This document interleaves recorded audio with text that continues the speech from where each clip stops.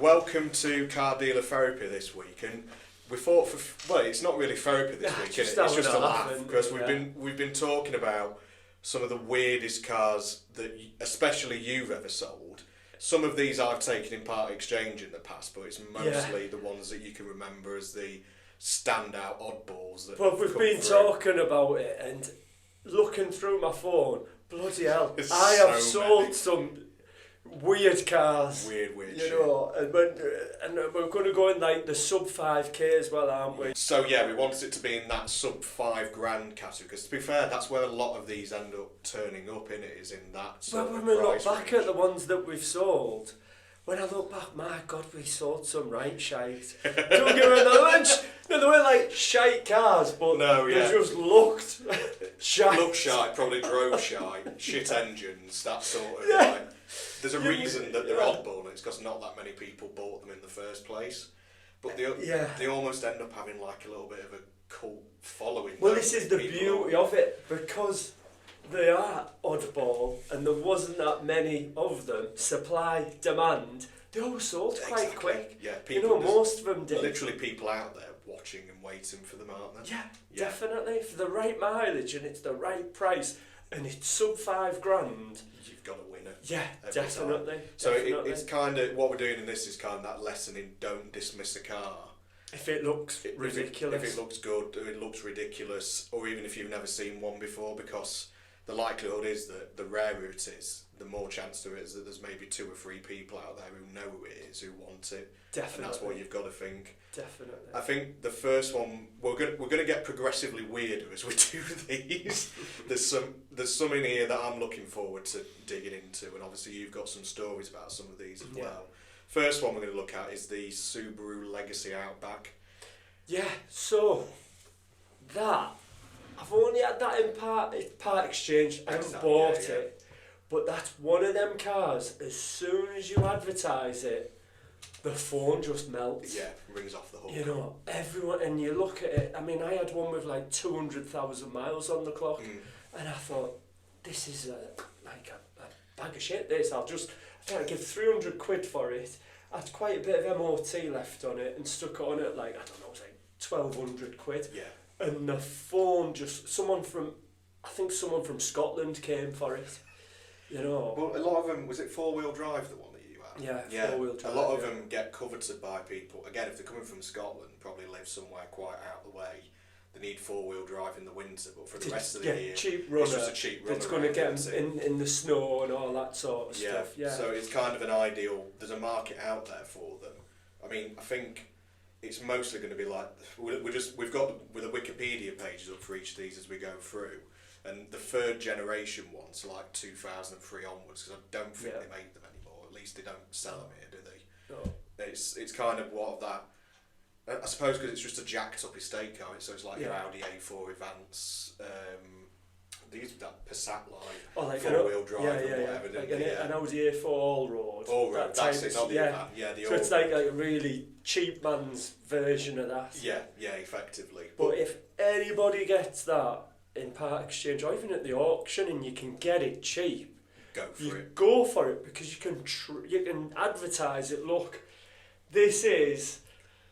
it is what it is. It comes with no warranty, spares or repairs, and people still pay good money for it. Yeah, because the people who buy them, they've had one before, or they've always wanted one because they know the reputation's good on them. Yeah. And as far as I'm aware, the engines on them are bulletproof because of the Japanese diesel. I think they'd make some petrol versions, but like the turbo diesels especially, are just completely.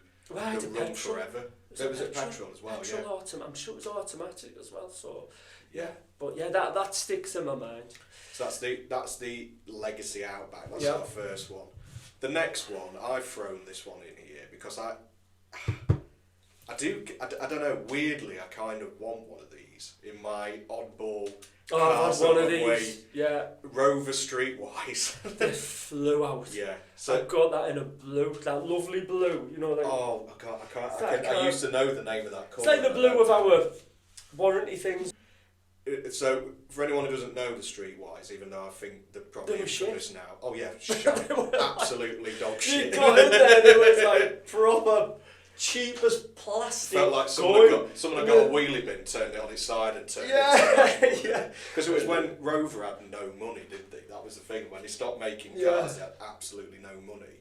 And this was like well, what can we do with what we've got thing? So it's like, take the Rover 25, which was like their Golf, really, wasn't it? And then jack it up. Put some chunky rims, trim stuff. Like plastic. Which, if you think about it, they were kind of ahead of the time because every other manufacturer's done. It's like a cactus, wasn't it? Back then, wasn't cactus it? or that like Finger did it Ford did it for a while with the Fiesta, didn't it? It's like a rocks version. Oh, did they? Yeah. And then VW Polo had one as well, didn't exactly, yeah. So they were kind of the men in Birmingham were ahead of the curve on that one. But again, they struggled with the old head gasket problems. Well, they had the K series in them. Yeah. So again, it was a bit of a gamble. But again, cheap. I know you can say, any car that's cheap will sell. Yeah. But if it's oddbally like that, again, everyone just goes mental. Because for it. Again, there's that weird little following out there for them. Yeah, because definitely. I mean, I think like Rover owners anyway. We'll come on to another Rover in just a second, but for like, weirdly they've got that kind of like following that people who following people who miss them because since they've gone bust, they're like, I don't know what else to buy, and they've always probably wanted one of those. Yeah, definitely. Like say, weirdly, I want one. But I think that looks nice on the eye. That I don't think it's not a bad looking thing. It's just when you get in it, it's shit. My dad had when I was younger, he had a Rover. I can't remember. It was a Rover 45. It's not the 75. In silver. Yeah. And I remember it going into Autoworld when Stoneacre and Chesterfield, when that used to be Autoworld. And now what's the Alfa Romeo bit when you go under the bridge? Yeah. That used to be the Rover showroom. And he had one of those as a courtesy car when it first came out, and it was in red. It was a four-door with the like black bumpers and whatever. Remember. Big Rover badge stamped into the back. And I can remember as a kid thinking like, great that. I must have only been about 10 or something, but it's sort of like, that looks amazing, and then you realise as you get older, like, actually, that was a bag of shit. But again, it's something different, isn't it? Not nice on the eye. Yeah, if you drive one, you're definitely not going to see many others about, are you? Definitely. And I think we'll come on to the Rover 75 next, because there are still quite a few of these about, to be fair. Yeah, they were probably the best Rover that was made. But we're looking at a particular engine. It had to be the Rover MG or MG. MG Rover, but it had to have the 2-litre BMW engine in it. Yeah, the 2-litre diesel. Yeah. Because it's probably, for those people who know the cars, you'll know that BMW helped Rover design the 75 when they owned them. And then when they split up, BMW took Mini with them and Land Rover and whatever. And then that was, they didn't take Land Rover, they sold that off. And then Rover were left with a fairly decent car that they designed with a good engine in it. That it looked nice. I thought that it looked really nice on the eye, leather. What I've got pictured in my head is the gunmetal grey Rover 75 stroke. Was it MG or was it the ZR? Someone will tell us. ZR, something like that. And it had really nice alloys on. If one of them came through the auction, bite on it straight away. Everyone would just go mental. I don't know what it is about me and Rovers. I do quite want one of these as well. I'd have one, honestly, I would love one of them. They do. If anyone's ever driven one before, they drive beautiful. Yeah, they drive. They're not sporty or anything like that. It's just a nice car to just cruise about in. Yeah. But do you want to know my great Rover 75 fact? Go on then. And this is going to be boring as fuck, so brace yourselves. So, where Minis are made now at Oxford, when all that was happening between Rover and BMW, they had to swap the factories over. So originally the new Mini was going to be made at Longbridge up in Birmingham, and the Rover 75 was being made in Cowley. But at the last minute, BMW decided, no, we want to keep Cowley because that's the more modern factory. Shift everything to Longbridge. And the way that you can tell whether or not a Rover 75 was built at Oxford or Birmingham is that the Rover 75s built at Oxford have black sills from factory. That's amazing. Thank you. It's so fucking boring, isn't it? But I can't wait to see one. I'll be looking up there trying to find one. There'll be blokes on there, on the comments, sat there going, "Oh yeah, it's wrong with you." I've got one in the garage I have with the black sills. Yeah, in fact, the picture of them so they're worth more. Are they worth more? Probably for like Rover people, but anyone else wouldn't know. But sometimes if I'm on eBay or whatever, and you think, I might have a look, and you see it, you go, "Oh, that's a Cowley car, that is, or that's a Longbridge car." No, I love that. I love that you're passionate about that. Anyway, next one. Passionate about 65s, fucking hell. Right, next one. Oh, I've had one of these as well. Yeah, I had what a cracking. No, it was a terrible car. It was awful. But again, if you have one of the back in the day, or maybe now if you get one in part exchange, it's an old classic. Yeah, it's a. No one really took any notes of it when it first came out. I think that's the weird thing with this, because it looks. You remember like the original Mercedes A-Class, like really tall up. Yeah. It's kind of similar. That's what it was. That, they were trying to be like that. They were like, how can we make a compact city car but put more space? It's when everyone was in that guise of small footprint, big interior thing, wasn't it? But they were made of aluminium. It was like space proper. They made a whole factory just to build that car, and then lost a shit ton on it because no one wanted to buy it. So they kind of put all the chips into it and never got the money back on it. I think they were hoping it was going to be like another Mini, weren't they? Yeah, it was like that kind of. It was like a smart car almost. Yeah, definitely. Like, how can we make something revolutionary? Well, I bought one of them from the auction, and again, it sold quick. Yeah. It sold really quick because it just looked that oddball type car, but they just suffered with loads of like engine management like problems. Yeah, and they did. There was just windows had stopped working all the time. Lots of electrical problems. Loads of electrical problems. So I think there was a version that they sold. They didn't sell it in the UK, but they sold it in Germany that could do like 80 miles to the gallon. Oh, right. So that was the whole thing about it. What, diesel one? Diesel one, yeah. It was meant to be like one of the most efficient cars ever made. But again, everyone wanted something a bit sporty, didn't they? It was like, especially for Audi as well. When you think of Audi, what you think is like Quattro S-Line luxury. Yeah, definitely. So it was a hard sell for them. But I mean, I had a customer once who had one as a part exchange at Mini, and he was trying to part ex it. I think it was against a new Countryman. But he was absolutely in love with it. Yeah. And it was more or less top of the range. It had like leather, blacked out windows. It was in, again, like a gunmetal grey sort of colour. And I had to really kick him in the balls on the part X price because it just was not. He was expecting. Got no value. I mean, this was like 2016, I'm going to say. So he thought that was worth $5,000 back then. Oh my God. But I bet it was a 900 quid car. Yeah. But he just didn't see. No, the fact that that much because he loved So the people who buy them properly love them. It's a niche market. And don't get me wrong, probably like anything that becomes a future classic, they probably will start going up in price. Definitely. But if you've got a low mileage one, just stick it in the garage. Exactly. Yeah. So that's the Audi A2. We're starting to get into. I mean, I'm just looking at the next. We're getting more weird, aren't we? Yeah, I'm looking at the next 6, and 5 of them are Japanese or Korean. There's only one standout one in here. So the next one is, and you've got good experience with this, the Daihatsu Terios. Oh, what a car! What a car!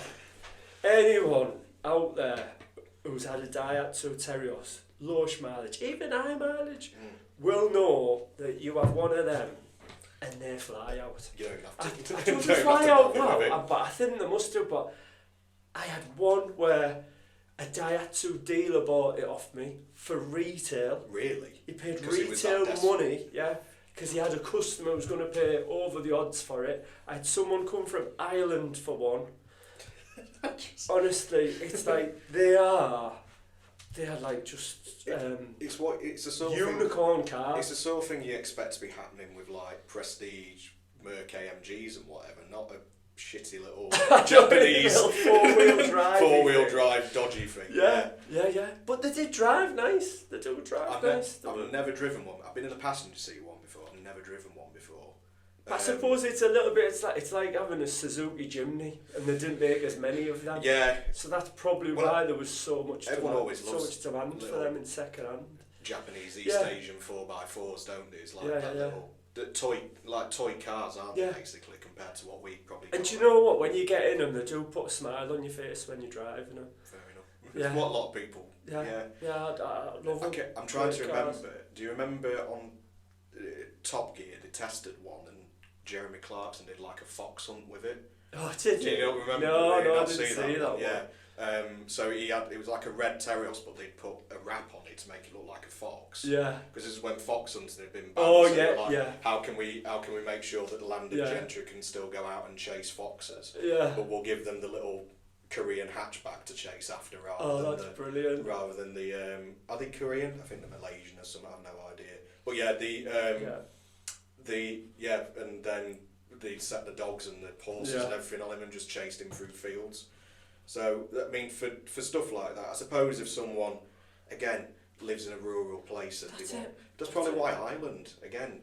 Probably why they're so coveted over there for people who buy them. Definitely. I know cars are a lot cheaper over here than there, I think. Yeah. Come on, the next one. Well, we're going to lump the next two into the same category because they almost look exactly the same as each other. Although... Can people guess this? Two cars that look very similar. Very oddball. They look very similar. They have lots of straight lines on them. Yeah. And they're either Korean or I'm going to check this. Is Daihatsu Korean? No, it's Japanese. So apologies to everyone who works at Daihatsu. You're Japanese, I think. Yeah. So the Daihatsu. You can say this. Materia. I'm even doing it in a Spanish. I'm sure it's Spanish Materia. Oh, it's the Daihatsu material and the Nissan Cube, infamous Nissan Cube. Oh yeah. We'll start with the Materia because you've had both of these, haven't you? I've had both, and if they're priced not right, you can have them forever. I know Howard's listening to this, and he loved a Nissan Cube, and he bought a Materia, and we could not sell them for love nor money. No, they are. But we had them on it like 8, 9, 10 grand. If you've got it at 5 or under, I think it's another one that's just going to absolutely fly out if it's in the right price range. It's one of those weird things, isn't it? Where anybody who's got 10 grand to spend on a car, I suppose, they're going to go, I've got enough money for an Audi now. That's different enough for me. Yeah. Whereas someone who's got 5 grand to spend on a car and they go, I want something different or batshit crazy. I'll get a Nissan Cube. The bloke who bought the Nissan Cube, he was like, I'm sure he was a magician or something like that. Honestly, I'm not joking. He turned up when I first started here, and he had like long hair, and he turned up with a fucking hat on, and I was like, Wayne, look at him walking on here. And he was just all like eccentric and stuff. I thought, that is your car. Did he need the space in the back for the doves then? The rabbits and all the handkerchiefs that he was taking out? It was a great car for his, his demographic of job. I suppose so, yeah. Because he could lay his wife down in the middle and then saw her in half, couldn't he? That's it. Was it Paul Daniels who bought it? Do you know he was from Sheffield? He was from if I seen him now, I would recognise him. Do you know what? Chances are, if you're out there and you're on YouTube and you've still got that car, hit us up because we want to see it and we want to see what you've done to it. Definitely. So they attract, again, a certain type of customer. Definitely. I know, really. Do you know when you think like... But again, I really like them cubes when you're in it. You're high up. Yeah. They're nice to drive. They're all right. I can't remember what they were based on underneath. It was something that's Nissan just... general, aren't they? Like a micro or something underneath. Yeah. But it must be bigger than a micro. Tons of room in them. But not really. I don't know if the one that you had did this. Again, I had someone who tried to Part X one at Mini, and they had a randomly just in the top of the dashboard. It had like a piece of carpet, like above the radio. Yeah, that's right. But it was like a piece of shag pile carpet. And when I said, "Oh, have you put a carpet mat in?" They went, no, that came with it. Yeah. And I found out vaguely afterwards. Remember that. You know, like old VW Beetles used to have the flower vase on there. Yeah, so that was their. So they just went, no, we'll just stick a piece of shag pile on there. on the thing. I've just remembered one. I'm going to add it in, and it's not generally a good seller, but I'm going to add it there. Do you remember the Peugeot 1007? Oh, like a bit like that type of But size. it had the sliding doors. Yeah, on the side. yeah. Always broke. I never had one of them. Never had one. No. I'm going to throw it in as an extra. Similar to a cube, isn't it? Yeah, bonus ball for that one. But it had the side doors that always broke on. Cube's still weirdest one. Oh, it's still great. Definitely. But then obviously the Materia was the similar sort of thing, wasn't it? I couldn't sell that for love of the money. No. Because again, all the people wanted cubes, didn't they? I bet they turn up to the Materia and Cube Owners Club. Definitely. And the Cube owners. Like it's a bit like Magician. Apple, what MacBooks and. Yeah. I've got a Windows. Well, I've got a Nissan Cube. Definitely. Everyone who's got a Cube thinks they've got the best car in the world. Definitely. Fair play to you. Look, if you're confident enough that you can pull off a Nissan Cube. I could. I'm telling you now, that's my type of car. DJ Gotti in the Definitely, Cube. I'm telling you now, if I got into wedding DJing, that would be the ideal car for me. Well, actually, get me speakers in the back. You could just put your decks in the back of it. Yeah. Lift the hatchback up. Yeah, I know someone who's done that. Not in a Cube, but in something else. Yeah. Party out the Cube. Definitely, party bus. I'm tempted to find one now. Come on, next one. The next one is I put this in as an oddball because they sold it for so few years because again nobody bought it. I think for a couple of different reasons, but the Renault Wind. Yeah. See, I've sold I think 2 of them, 2 or 3. Yeah. Actually, Howard bought them, and they flew out. Straight flew out. Flew like the wind. That's a good one, that James. I'll let you have that. But I don't think they look that bad, but this is, anything that I like, nobody else likes. Yeah. That's what happens. But this is but I really like them. To be fair, I was looking to see if there were any on Mannheim earlier, and there's one, but we wouldn't get enough money for it. I was like, should we try again with one? But we should do that maybe one, like, let's have just like buy an oddball car. section. Yeah. 10 oddball cars, and just that's all. 10? Yeah, just have a little 10. Imagine we could be selling 10 of them a month. So we're specialising in minis, Skoda Karoq. An oddball car. Fucking random shit we can find. Just for a laugh, yeah. Whatever. We're not doing this job to make money. It's our YouTube channel, oddball. But the Renault Wind, I think they only made it for 3 years. So the idea was it was like a Renault Twingo with a roadster body on the top of it. Right. But I mean, I'm saying this is somebody who's got a 2-seater Mini. Wasn't really that practical. I think it had a folding metal. Did it have a folding metal roof on it? Some came off, yeah. And you just don't see them. No. I think I saw one for the first time in years about 2 months ago. Yeah. And I went mad while I was driving because I went to Molly. We were on the motorway and I was like, "There's a Renault Wind there." Yeah, followed it. What the fuck are you on about?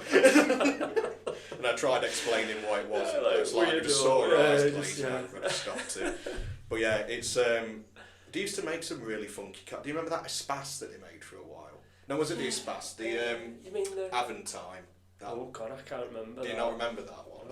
It was a big 2-door coupe with. But it was like the doors came up. But no, it was an MPV, but it was a coupe. Oh right. And it had only 4 seats in it. No, I can't remember that. Look for it later. It was the weirdest thing on earth. Never sold any of them. No, I don't think there are any. No, because no one ever bought one in the first place. Exactly. So there are some Renault Winds about. There's no Renault Aventines. No, I can't even picture it.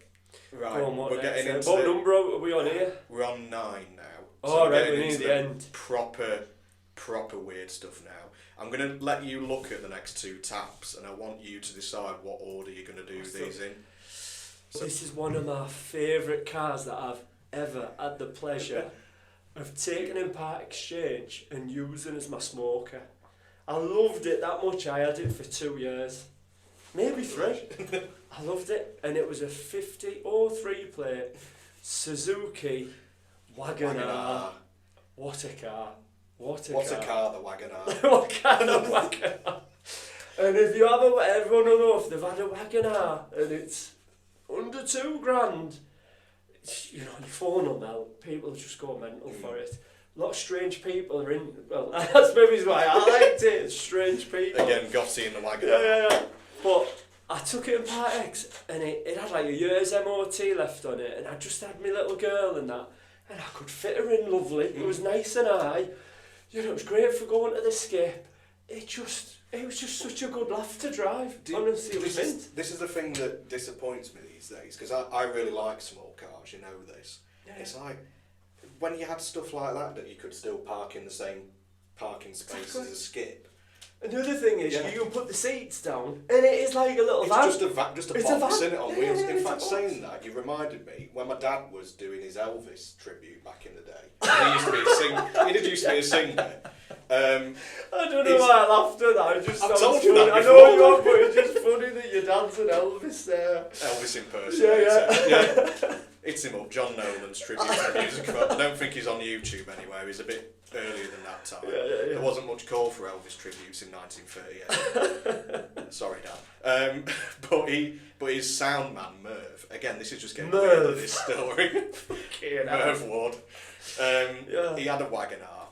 And again, because he used to put all his gear and his kit in the back of it, and I remember he did a gig once at Kiverton Miners Welfare, and it was a night when it was shitting it down with snow, and I used to do Dad's lights sometimes, so I'd go and do his lighting, you know, electrical stuff, and Mum and Dad were taking my grandparents home in their car, so I ended up going with Merv, and we had to come down the M1 from Kiverton to Chesterfield. And there was so much snow and it was so cold that the windscreen wipers froze up on the Wagon R. Oh my God. But we were right in the middle of the M1, so Merv had me leaning out of the window, wiping snow, so he could drive out of like this porthole in his Wagon R. Got us back though. Yeah, it's done me proud. It went everywhere, that.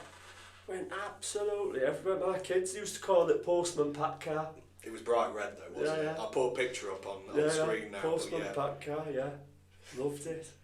So that, it's weird, but the last one, this is the weirdest car the ultimate that I've ever.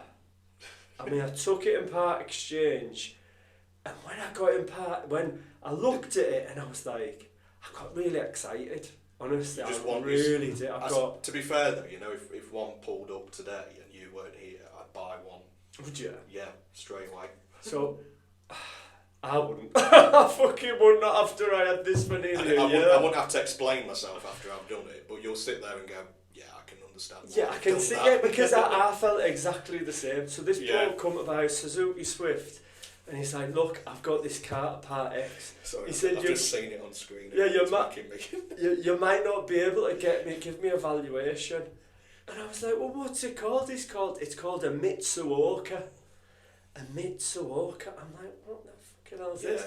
So if you ever look at Mitsuoka online, they can range from like $3,000 to like, I think $10,000. Yeah. And what it is it's a Nissan Micra, but they've put, what do you call it? Is it a Jaguar? No, they basically coach built it, put a different grille and everything on it to make it look like a Mark II. So it is a Micra, but the bonnet and the boot and the is a, what is it? Mark II Jaguar. Mark II Jaguar. Like 1960s proper Inspector Morse Jack, that's what it's meant to look like. And it's made in Japan. Well, yeah, because they're all they're like basically Mitsuoka Viewt it was. Viewt or Viewt. If it said Viewty as if that's their way of saying a beauty. You beauty, maybe. There's a lot of blind people in Japan, isn't there? Lots of things. Well, you can see why they wanted it in Japan, because it's a little. Yeah, they used to. You know, it's small. They used to love classic minis a lot. Like a lot of them in the 90s were imported, and people are re-importing because they don't rust over there. Yeah. And they had like air conditioning and everything fitted to them, which you can never get on the UK cars. Yeah. For a small little, but again, late 90s. 2000s Nissan Micra probably didn't come with aircon over here, but and I don't even know what year it was, but I think I gave $3,000 for it. It's mad how I can remember because it was about 9 years ago. How much did you get for it? $2,500. I had it advertised at first at like $7,000. I thought, oh, this is it. I'm like that. I'm just waiting for the phone to ring. The phone's going to melt. Nothing. Absolutely nothing. When you went on Auto Trade, did it literally say if you put Mitsuoka in, it was like one available nationwide? No, there was quite a few, and like you said, there were. Because the thing is, there's other ones that are. Yeah. You have a look online. Have a look. It isn't even there. Oh no, will it be something else? So I'm on Auto Trader now. Let's do reset filters. Yeah. Mitsuoka. Let's have a look what comes up. Is it oh no, Mitsubishi. I mean, when I say there was a few of them, there was like 10 of them. 10, yeah. In the country. The problem, mind you, to be fair, just put Google Mitsuoka and Auto Trader. That generation of Nissan Micra used to rust like no tomorrow, so I'm not surprised there's not that many of them left. Yeah, but you'd think probably the people who had these garaged, they do seem like a car someone keeps in a garage, don't they? Mitsuoka. It's the person who part X'd it, he was what do you call it? You're a little bit like it. What do you call these people that drink craft beer and that? What do you call them? Like a hipster. Hipster, that's it, yeah. And an hipster bought it. Really wondering where you were going with that. You're a bit like this. Fucking mental. Yeah. Go on, is there any for sale? No, there isn't. It doesn't even find so they've went out of... Yeah. I bet we can find some. Oh, eBay. Like put it on eBay. Cars and Classics or something. Let's go on eBay. eBay's the one. There you go. Viewt, yeah. Viewt. There you go. 320 quid. What is that? Yeah, but look, there's one 12,000.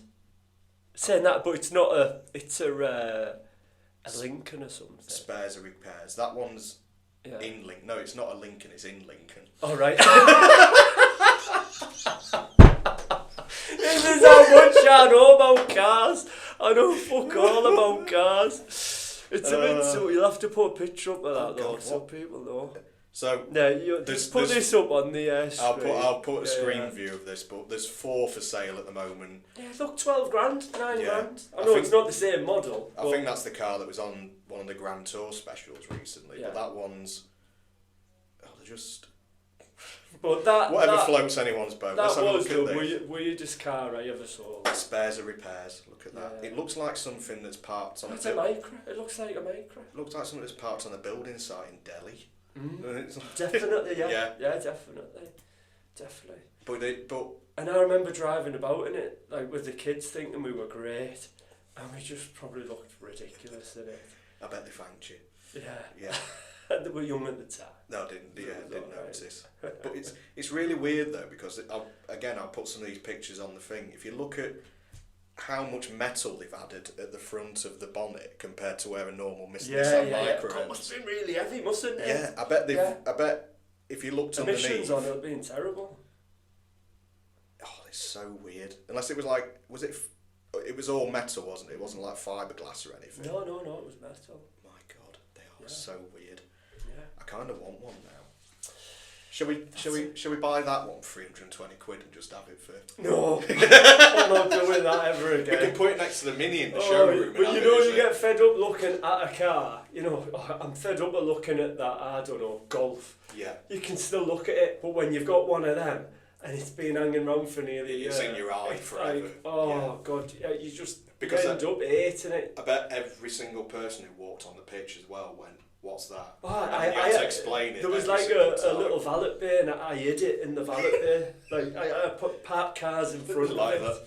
Yeah. Like the ugly child of the lovely car company. Yeah, it got really embarrassing. 320 quid, I could have that.